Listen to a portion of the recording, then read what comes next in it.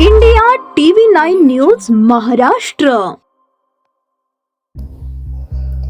सोलापूर शहरातील नई जिंदगी परिसरातील नागनाथ नगर येथे एका अज्ञात कारणावरून 2 गटात हाणामारी झाल्याची धक्कादायक घटना घडली आहे. मा आयशा हॉल जवळ झालेल्या या हाणामारीत 3 जण गंभीर जखमी झाले असून परिसरात काही काळ तणावाचे वातावरण निर्माण झाले होते. ही घटना रविवारी रात्री 8:30 ते 9:15 दरम्यान घडली आहे. मिळालेल्या प्राथमिक माहितीनुसार नागनाथ नगर भागातील मा आयशा हॉल जवळ 2 गट किरकोळ कारणावरून हाणामारी झाली. या घटनेत 3 जण जखमी झाले. घटनेनंतर तात्काळ जखमींना सोलापूर येथील छत्रपती शिवाजी महाराज सर्वोपचार रुग्णालयात उपचारासाठी दाखल करण्यात आले असून सध्या त्यांच्यावर उपचार सुरू आहेत.